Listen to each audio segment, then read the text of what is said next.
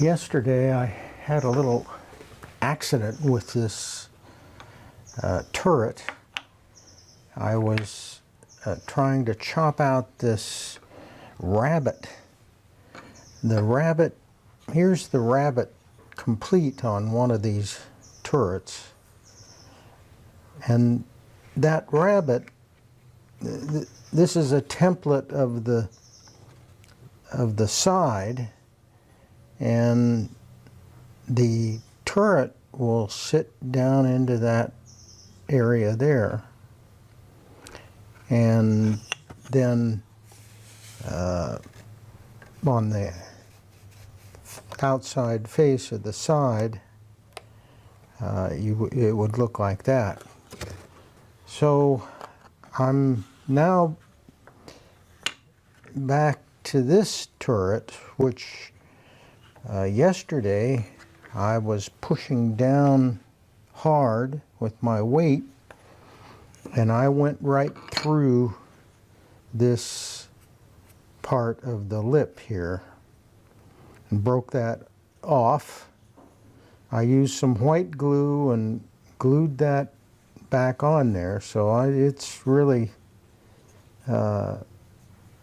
fastened back nicely. So I can now clean up the rest of this rabbet. You can see where I use this little very thin saw to make a kerf in the back here.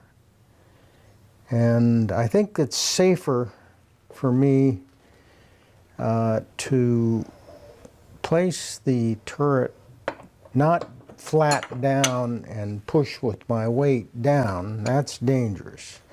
I think it's better for me to have it in the vise like this and then push this way, but with the brakes on with the left hand.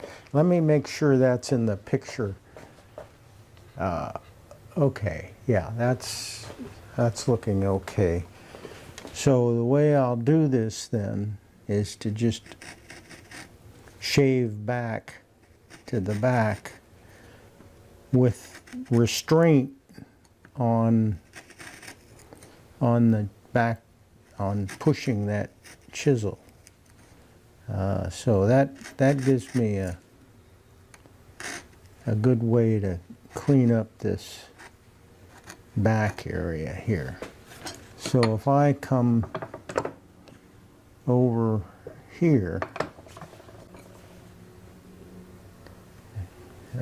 see how to start this. Then I go right back to that kerf made by that saw blade.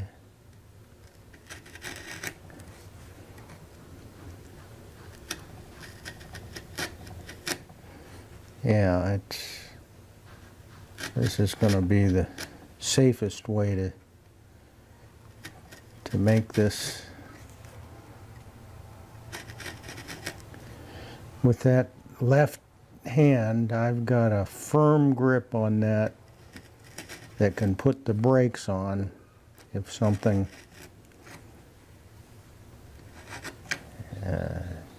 tends to want to go too hard back to the back. So I'll just go ahead and clean up the rest of this.